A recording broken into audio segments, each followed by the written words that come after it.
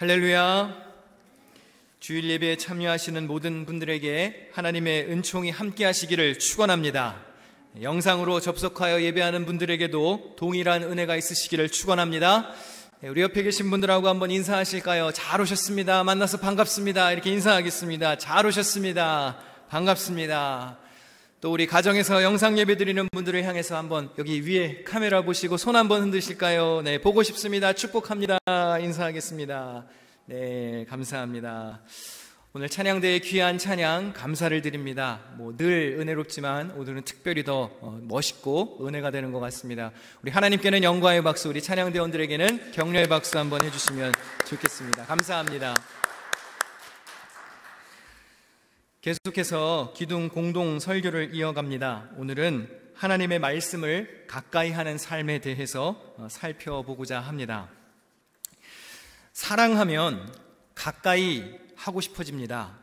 사랑하면 사랑하는 그 대상을 내 옆에 함께 있고 싶어 합니다. 2021년 하나님을 가까이 하며 살자고 했습니다. 우리가 하나님을 진심으로 사랑한다면 그분과 가까워지기 위해 노력해야 합니다. 그러기 위해서는 하나님의 마음과 하나님의 뜻이 담긴 주님의 말씀을 가까이 해야 합니다. 오늘 본문에서 저자는 이렇게 고백합니다. 97절 말씀 같이 읽어보실까요? 시작. 내가 주의 법을 어찌 그리 사랑하는지요. 내가 그것을 종일 작은 소리로 읊조리나이다. 하나님의 말씀을 깊이 묵상하고 그것을 마음에 새기고 또 그것을 실천하는 삶의 주인공들이 되시기를 축원합니다. 오늘 본문 시편 119편은 율법시, 토라시로 분류되는 시입니다. 히브리어 토라는 한글 성경에서 보통 율법으로 해석이 됩니다. 하지만 단순히 법만 의미하는 단어는 아닙니다. 조금 더 포괄적인 의미를 가지고 있습니다. 토라는 율법을 넘어 가르침, 교훈 등을 의미하는 단어입니다. 시편 119편은 하나님의 가르침과 하나님의 교훈을 노래로 찬양하는 시입니다. 시편 119편은 성경에서 가장 길지요. 몇 절까지 있는지 혹시 아십니까? 무려 176절까지 있습니다. 작년 전교인 성경대회에서 제가 상금까지 걸고 암송을 한번 유도해 보았는데 유스 학생들 몇몇이 시도해서 꽤 많이 외우기는 했습니다. 잘했더라고요. 그래서 부분 시상도 했습니다. 근데 아직까지 제가 119편을 다 외우는 사람은 보지 못했습니다. 아직 자녀 상금이 유효하니까 혹시 용돈이 필요하신 분들은 외워서 저에게 검사 맡으면 나머지 상금 챙겨드리도록 하겠습니다. 이 시편 119편 왜 이렇게 길까요? 이 시는 알파벳 시입니다.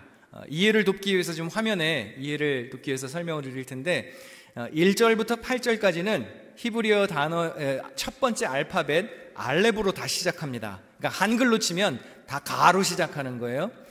9절부터 16절까지는 두 번째 알파벳으로 시작하고 17절부터 24절까지는 세 번째 알파벳으로 이렇게 첫 글자 알렙부터 마지막 글자 타우까지 히브리어 알파벳 22글자를 순서대로 사용한 알파벳 시입니다.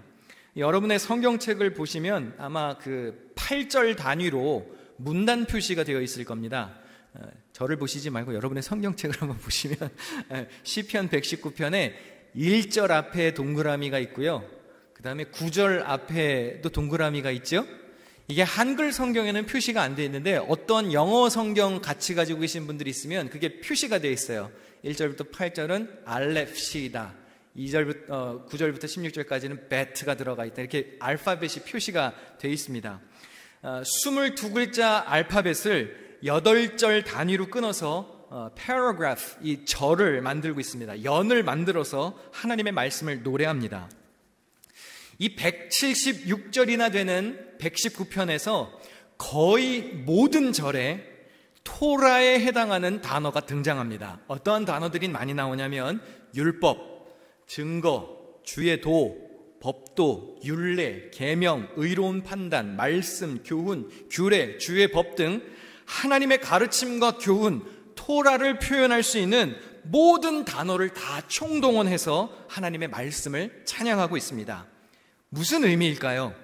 하나님의 말씀은 그만큼 완전하다는 것입니다. 흠이 없고 빠짐이 없다는 것입니다. A부터 Z까지, 알레프부터 타우까지 하나님의 말씀은 빠짐이 없고 완전하고 아름답다는 의미입니다. 이렇게 완전한 하나님의 가르침은 우리를 지혜롭게 합니다. 얼마나 지혜로워질 수 있을까요? 시편 119편 98절에 이렇게 고백합니다. 주의 계명들이 항상 나와 함께하므로 그것들이 나를 원수보다 지혜롭게 하나이다.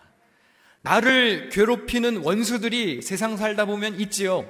대부분 원수들은 나보다 똑똑하고 현명하고 슬기롭기 때문에 나를 괴롭게 하는 것이죠. 그러나 그 원수보다 더 지혜로워질 수 있는 방법, 하나님의 말씀에 있다는 것입니다. 또한 청출어람, 스승보다도 지혜로워질 수 있다고 고백합니다. 99절 말씀 같이 봉독할까요? 시작. 내가 주의 증거들을 늘 읊조림으로 나의 명철함이 나의 모든 스승보다 나으며. 그뿐만 아니라 인생의 연륜이 깊은 노인들과 어르신들보다도 더 지혜로워질 수 있답니다. 100절 말씀에는 이렇게 기록되어 있습니다. 주의 법도들을 지킴으로 나의 명철함이 노인보다 나으니이다. 여러분, 우리가 누구보다 우월한 포지션에 있다고 그래서 다 지혜로운 게 아닙니다. 내가 교사이고 선생이라는 타이틀이 있다고 해서 무조건 학생보다 슬기로운 게 아닙니다. 나이가 많다고 해서 젊은이보다, 우리의 자녀들보다 내가 더 현명하다고 단정할 수 없습니다. 우리가 하나님의 가르침과 하나님의 교훈에서 떠나가면 우리가 아무리 높은 자리에 있어도, 교사의 신분을 가졌어도, 인생의 경험이 많은 어른이어도 낮은 자보다, 학생보다, 젊은이보다, 심지어 내 자녀보다 미련할 수 있는 겁니다. 시편 저자가 말하는 지혜와 명철은 무엇일까요? 이것은 하나님을 아는 지식을 말합니다. 선과 악을 분별할 수 있는 능력을 말합니다. 경건한 선택을 할 수 있는 용기를 말합니다. 그 좋은 지혜를 얻으려면 어떻게 해야 할까요? 시편 111편 10절에 이렇게 말씀합니다. 같이 읽어보시겠습니다. 시작. 여호와를 경외함이 지혜의 근본이라. 그의 계명을 지키는 자는 다 훌륭한 지각을 가진 자이니. 지혜를 얻기 위해서는 어떻게 해야 합니까? 하나님을 경외해야 합니다. 우리가 무언가를 얻으려면 세상적인 방식으로 이해하기 위해서는 길을 쓰고 무언가를 노력해야 하고 높이 올라가기 위해서 힘써야 하는 것을 상상하지요. 그러나 하늘로부터 임하는 지혜는 그렇게 얻는 것이 아닙니다. 오히려 노력하기보다 하나님의 말씀 앞에 나를 철저하게 비우는 거예요. 왜 그렇지요? 지혜는 하나님께서 주시는 것이기 때문입니다. 우리의 노력으로 성취할 수 있는 것이 아니라 하나님의 임재 앞에 철저히 나의 자아를 비우고 그분이 나를 통치하게 할 때에, 그분의 말씀을 따라 살아가려고 노력하고 순종할 때에 그분의 지혜가 나에게 임하는 것입니다. 하나님을 두려워하며 사는 것이 최고의 지혜를 얻는 비결입니다. 디모데후서 3장에도 보면 그 말씀의 유익이 소개되어 있습니다. 성경은 능히 너로 하여금 그리스도 예수 안에 있는 믿음으로 말미암아 구원에 이르는 지혜가 있게 하느니라. 하나님의 말씀에 무엇이 있습니까? 구원에 이르는 지혜가 있습니다. 멸망하지 않고 영생을 얻는 방법이 하나님의 말씀에 있습니다. 뿐만 아니라 이러한 유익도 소개됩니다. 16절과 17절 말씀 같이 읽어볼까요? 시작. 교훈과 책망과 바르게 함과 의로 교육하기에 유익하니 하나님의 사람으로 온전하게 하며 모든 선한 일을 행할 능력을 갖추게 한다고 그랬습니다. 이렇게 좋은 하나님의 말씀을 가까이 해야 할까요? 멀리 해야 할까요? 네, 가까이 해야겠죠. 읽어야 할까요? 안 읽어야 할까요? 네, 배워야 할까요? 안 배워야 할까요? 네, 정답은 항상 뚫어지게 잘 알지요.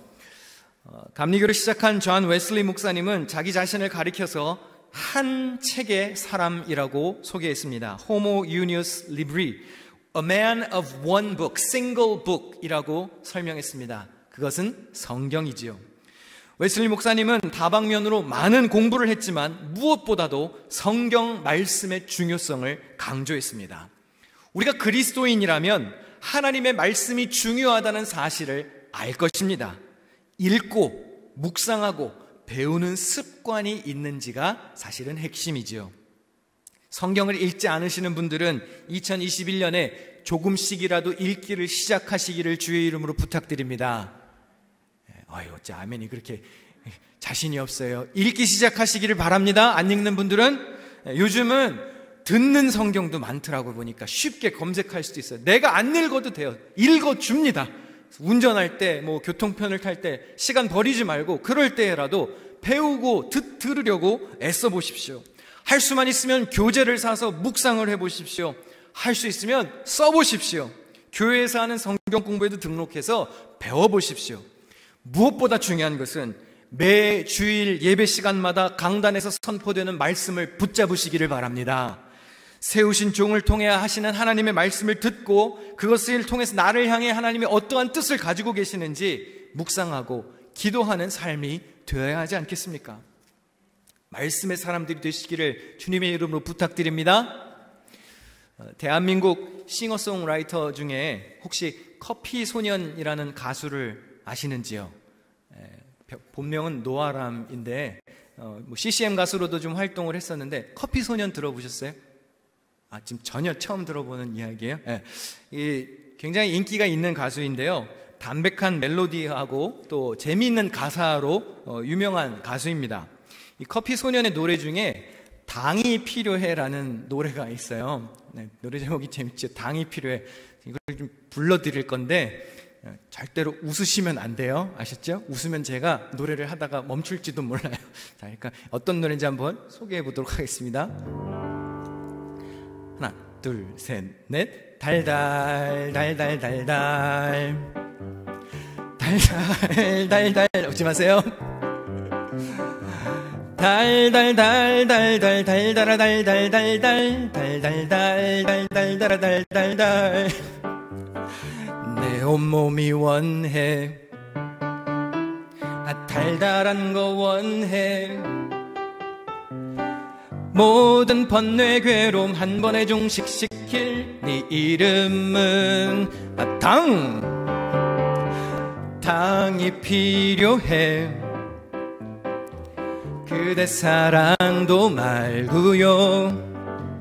내 마음속에 몽고 반점 당으로 뺄 거야. 이런 노래인데요. 박수까지 칠 건 아니고 여러분 달달한 간식 좋아하시나요? 점심 먹고 한 2시, 3시쯤 돼서 초콜릿 하나 입에 넣으면 정신이 어떻게 되나요? 깨끗해지지요. 에너지가 막 불끈 솟아오르죠. 단 거 싫어하는 사람은 별로 없을 겁니다. 오죽하면 단맛을 행복의 맛이라고도 표현을 하지요. 물론 어떤 분들은 이 단맛을 주의해야 하는 분들도 계실 겁니다. 밥도 입에 착착 감기는 그런 감칠맛이 있어야 맛있게 먹을 수 있지요. 저는 요리하는 것을 좋아합니다. 어렸을 때부터 어머니가 이제 집안일을 많이 시키기도 하셨고 스스로도 요리에 좀 관심이 있었고요.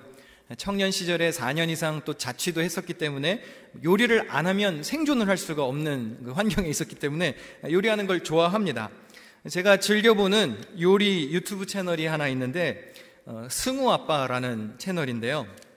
제대로 공부한 셰프입니다. 경력도 많고요. 이 사람이 이제 유튜브 채널을 운영하다 보니까 정통 요리 레시피 영상도 많이 올리지만 흥미와 재미를 위한 컨텐츠도 다양하게 올립니다. 그 중에서 제가 재미있게 보았던 영상이 하나 있는데 이 사람이 단맛을 내는 요리 재료들을 다 이렇게 모아가지고 측정을 했어요. 그래서 뭐가 제일 단지 이제 실험을 했는데 굉장히 과학적으로 했습니다. 여러분 우리가 요리를 할 때 단맛을 내는 재료들이 많이 있죠. 여러분들은 무엇을 사용하시나요? 뭐가 제일 달 것 같으신가요?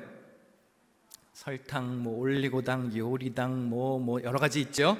그 실험의 결과는 이랬습니다. 한번 화면을 보실까요? 1위가 조청입니다. 조청. 2위가 꿀이고, 그 다음에 요리당. 여러분, 올리고당도 종류가 있는 거 아시죠? 올리고당이 2가지 종류가, 요리 채널은 아니니까 그건 살펴보시고, 올리고당이 있고, 물엿도 있고, 그 다음에 설탕들, 매실, 맛술들이 있습니다. 조청이 1위인데요. 시편이 기록된 구약 시대에 이스라엘 지역에 조청이 있었을 것 같지는 않고, 여러분 고대 사회에서 그냥 상식적으로 이스라엘 백성들이 가장 쉽게 생각할 수 있는 가장 단 것은 무엇이었을까요? 꿀이었을 겁니다. 목사님 갑자기 설교하다 말고 노래 부르고 꿀 얘기는 왜 하시는 거예요? 오늘 본문에서 시편 저자가 너무나 기가 막힌 고백을 하기 때문이지요. 시편 119편 103절 말씀 같이 한번 봉독해 볼까요? 시작. 주의 말씀의 맛이 내게 어찌 그리 단지요 내 입의 꿀보다 더 다니이다. 이 시편의 저자는 당도가 가장 높은 꿀보다도 하나님의 말씀이 더 달다라고 고백합니다. 그 어떠한 달콤한 간식보다 더 큰 행복을 주는 최고 달달한 것은 바로 성경이라는 것입니다. 실제로 이스라엘에서는요, 아이들이 학교에 입학하면 교사가 꿀로 알파벳을 써서 그것을 학습하면 핥아먹게 한답니다. 배움이 즐겁다는 것을 몸소 실천하게 하는 것이죠. 조금 전 시편 기자의 고백을 문자 그대로 실천하려는 노력입니다. 알파벳을 배우면 그것을 입으로 핥아서 이렇게 배움이 달구나 아이들이 깨닫는 것입니다. 여러분, 맛을 알고 나면 빠져드는 것이 있습니다. 제가 20대 중반까지는 커피를 마시지 않았습니다. 그 달달한 3박자 믹스 커피도 누가 타주면 감사히 받기는 했지만 먹지는 않았습니다. 그냥 쓰더라고요. 맛도 없고.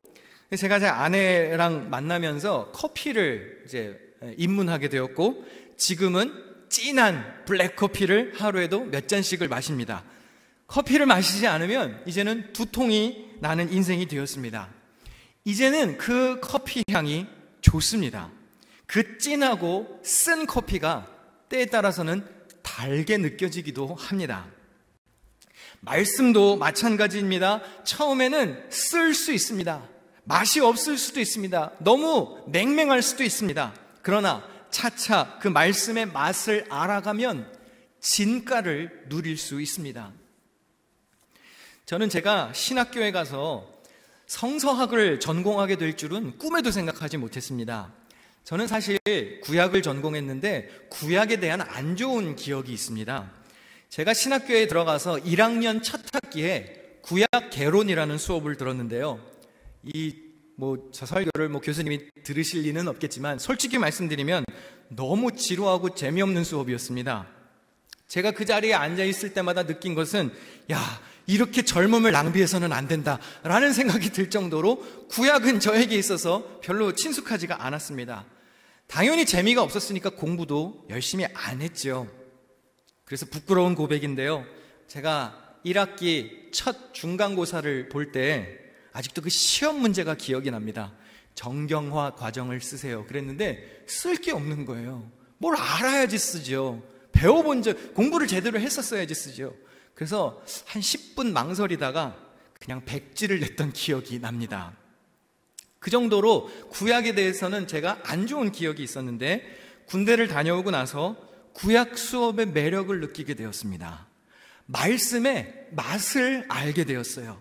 히브리어 원문을 파헤치고 문맥을 파악하고 고대 근동 역사를 공부하고 사본과 비평을 공부하는 이 구약의 공부가 너무너무 재미있어졌습니다. 마치 비밀 암호를 해독하는 것 같은 희열이 느껴졌습니다.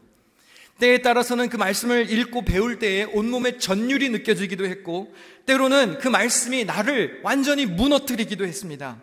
때로는 그 말씀이 최고 달달한 당처럼 나를 위로하고 평안을 가져다 주기도 했습니다. 때로는 전혀 이해하지 못했고 상상할 수도 없었던 하나님 아버지의 마음과 뜻을 헤아릴 수도 있게 되었습니다. 하나님이 이러한 뜻이 있으셨기 때문에 이런 말씀을 주셨구나. 하나님의 마음이 느껴지기 시작했어요. 그래서 대학원에 들어가서 전공을 망설임 없이 구약을 선택했습니다. 석사 논문도 구약에 대해서 썼습니다. 더 배우고 싶어서 20대의 젊은 나이에 박사과정까지 지원해서 PhD 과정을 수료했습니다.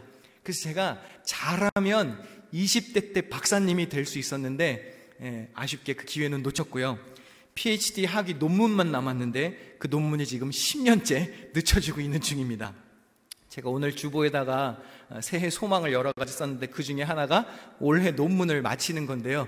이유는 올해가 지나가면 제가 학교에서 아마 제적을 당할지도 모르기 때문인데요. 아무튼 여러분, 제가 말씀드리려고 하는 것은 하나님의 말씀은 진리라는 것입니다. 그 말씀이 쓰게 느껴질 수 있지만 말씀의 진가를 알아가면 그 말씀이 여러분의 입에 달게 느껴지는 고백을 할 수 있다는 것입니다.